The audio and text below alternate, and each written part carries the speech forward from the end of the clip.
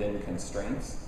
And starting a business in Chicago creates a lot of technological constraints that force you to be creative about how you evolve the business. Like I mean, Chicago, the birth of Groupon is very much all about having constraints. Like we started with the corpse of a failing technology platform that we had to figure out what can we do with this, and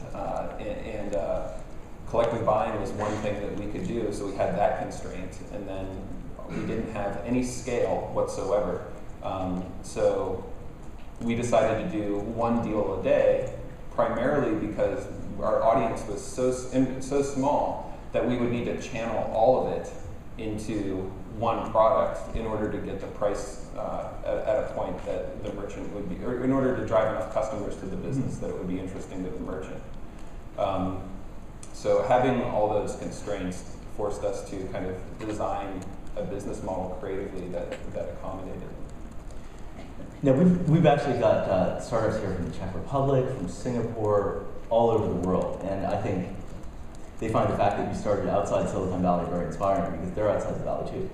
But you've been poaching some people from the Valley. In fact, I've got a bone to pick with you, Andrew. You recruited one of my friends early on, and I don't like that. But you've actually opened up an office here recently, is that right? Yeah, we have a technology office out here as well with about 25 engineers.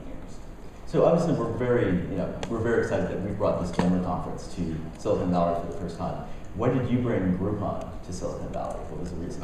We brought it towards the beginning of the year just because with where Groupon is going, there's great talent in Chicago, but the talent pool is shallow. So eventually you run out of people, and it's just so much easier to find people here. And you're trying to get people to move, and some people will move, but some people won't. And ultimately, we just decided it was easier to have offices in both locations.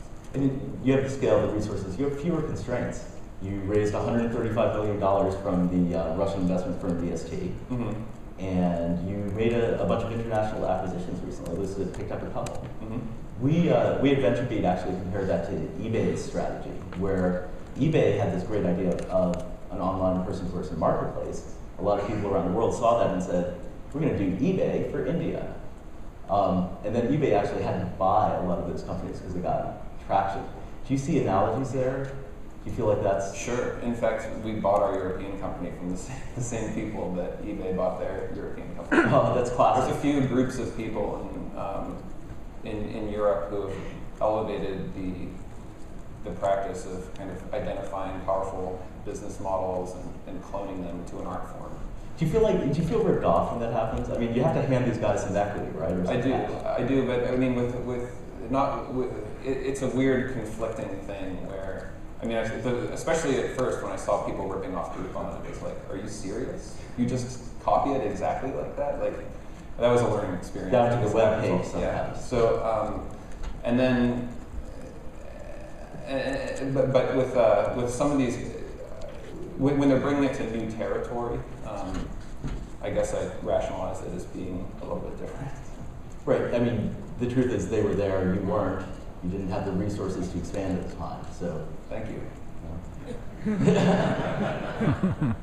So, what do you think?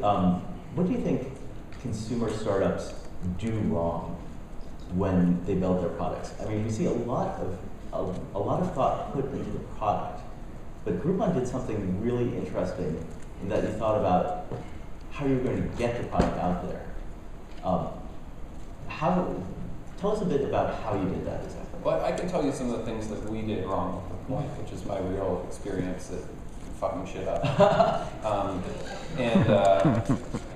What we did wrong was, first of all, taking way too long to launch the product, thinking, like, having this grand vision of that was something I dreamed up while in public policy grad school, which is not exactly the type of place that you want to be thinking of ideas for a consumer web startup. And just making it too complex. Like the difference, the Groupon is all those mistakes realized, where the basic value proposition of Groupon is something that consumers can understand in less than a second. Like, it's stuff that I like to do for cheap. I understand why that's interesting to me. In fact, even the whole collective buying part of it is something that we've kind of pushed into the background, and it was designed that way on purpose. That when it just looks like a deal, and then it's only once you buy that we say, oh, by the way, we still need another 30 people in order to reach the minimum threshold for this deal to be available. So we kind of progressively disclose that and don't let it get in the way of people understanding the core value. The other thing, when we were trying to grow the point, was not really having any idea of, or having no way to get traffic to stick. We had no real marketing plan baked into it. We tried a number of things, but it wasn't part of the core, the core idea of the product. And with Groupon, from the beginning, we were trying to build a mailing list, and we knew that if we just shared the site with people and they saw whatever the deal was, there was a 10% chance that that particular deal would be interesting to them. So they might buy that deal, but there's no, or they might not, but they're probably not going to come back. So instead of trying to drive people to the site, we drove people to a, instead of selling people on the idea of, here's today's deal, do you want it? We tried to sell them on the idea of, here's a service that provides daily deals on the best stuff to do in your city. What do you think? If you like that, sign up for the email list. And that having people on an email list so we could push out the site to people every day gave us really a lot of latitude to screw things up. So we could run crappy deals for 3 or 4 days in a row, and people only hate you enough to unsubscribe when you sent them crappy deals for 7 days in a row. I'm making those up, but so people were buying the idea rather than the deal. Yeah, yeah. And you put marketing and you designed marketing and distribution into the product. Right. Well, I know that we've probably got questions in the audience. If you'd like to come up to the microphones in